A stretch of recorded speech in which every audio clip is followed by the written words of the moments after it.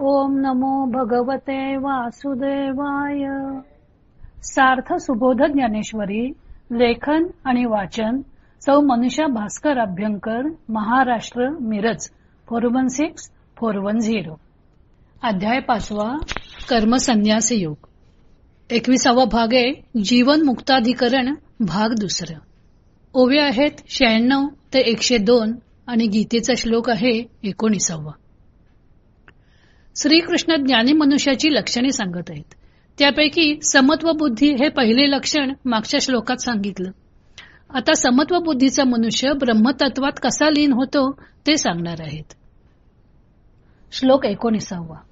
इहैव तैर्जित सर्गो येषां साम्ये स्थितं मनः निर्दोषं हि समं ब्रह्म तस्मात् ब्रह्मणि ते स्थिताः.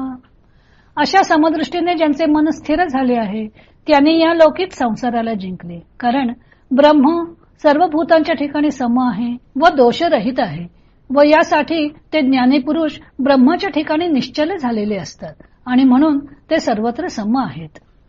म्हणून सर्वत्र सदा सम ते आपणची अद्वय ब्रह्म हे संपूर्ण जाणे वर्म समदृष्टीचे. म्हणून सर्व ठिकाणी सर्व काळ सारखे असणारे जे अद्वय ब्रह्म तेच आपण आहोत हे जे समदृष्टीचे तत्व ते तो संपूर्णपणे जाणतो. जिही विषय सांगू न सांडिता इंद्रियाते न दंडिता परिभोगिली निसंगता कामे विण. ज्यांनी विषयांचा संबंध टाकला नाही आणि इंद्रियांना शासन केले नाही परंतु एक आपल्या ठिकाणी इच्छा नसल्यामुळे ज्यांनी अलिप्तता भोगली.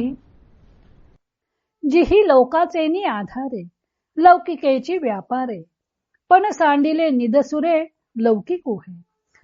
जे लोकांना अनुसरून लोक करतात त्याप्रमाणे व्यवहार करतात परंतु ज्यांनी लोकांचे ठिकाणी असणाऱ्या अज्ञानाचा त्याग केला आहे. जैसा जना माझी खेचरू असतुची जना नोहे गोचरू तैसा शरीरी तो परी संसारू नोळखे तयाते. ज्याप्रमाणे पिशाच्य जगात असून जगाला दिसत नाही त्याप्रमाणे तो देहधारी असूनही संसारी लोक त्याला ओळखत नाहीत. हे असो पवनाचे नी मेळे जैसे जळीची जळ लोळे ते आणिके म्हणती वेगळे कल्लोळ हे. हे राहू दे. वाऱ्याच्या संगतीने ज्याप्रमाणे पाण्यावरच पाणी लाटा रूपाने खेळते पण लोक त्यास ह्या लाटा पाण्याहून वेगळ्या आहेत असे म्हणतात. तैसे नामरूप तयाचे एरवी ब्रह्मची तो साचे मग साम्य आले जयाचे सर्वत्र गा. त्याप्रमाणे त्याच्या नामरूपाची गोष्ट आहे.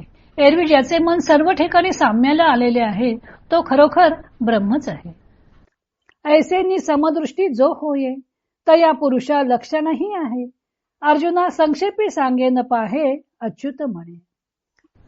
अशा तऱ्हेने जो समदृष्टीने असतो त्या पुरुषाला लक्षण देखील आहे. अच्युत म्हणाले, अर्जुना मी तुला ते थोडक्यात सांगतो त्याचा तू विचार कर. समदृष्टीचा मनुष्य ब्रह्माशी एकरूप कसा होतो हे सांगताना श्रीकृष्ण म्हणतात की निर्दोषत्व व समता ही ब्रह्माची लक्षणं आहेत. ज्ञानी मनुष्य सुद्धा समबुद्धीचा होतो कारण त्याच्यामधील दोष निघून गेलेले असतात. त्यामुळे मग तो ब्रह्मतत्वात लीन होतो. श्रीकृष्णांनी असेही सांगितलंय की इहैव तर्जित सर्ग. या वाक्यार्थाच्या अर्थाविषयी मतभेद आहेत. या जगात जीवदशेत याच देहात राहून पुनर्जन्म जिंकला असा कोणी त्याचा अर्थ करतात. काही संसारे वर्तमाने अपि म्हणजे संसारात असताना सुद्धा असा याचा अर्थ होतो. ते स्पष्टीकरण बरोबर दिसतं. कारण या अध्यायाच्या सुरुवातीपासून कर्मयोग व कर्मसन्यास यांची तुलना चाललेली आहे.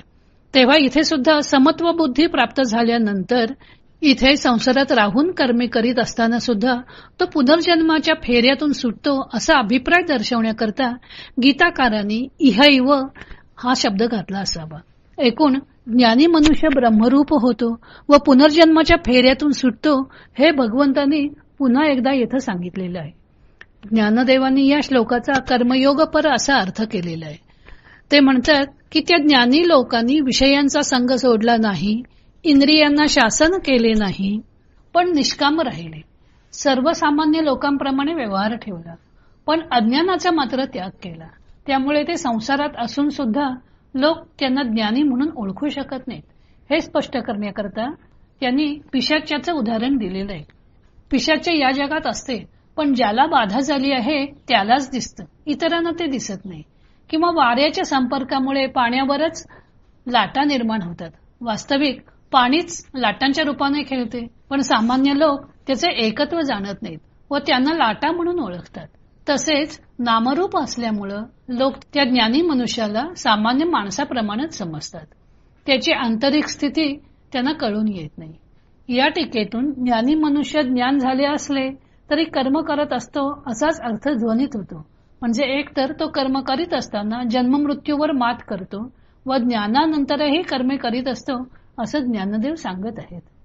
पुढे भगवंत आणखी काही जीवनमुक्ताची लक्षणं सांगणार आहेत, ती आपण उद्या पाहू.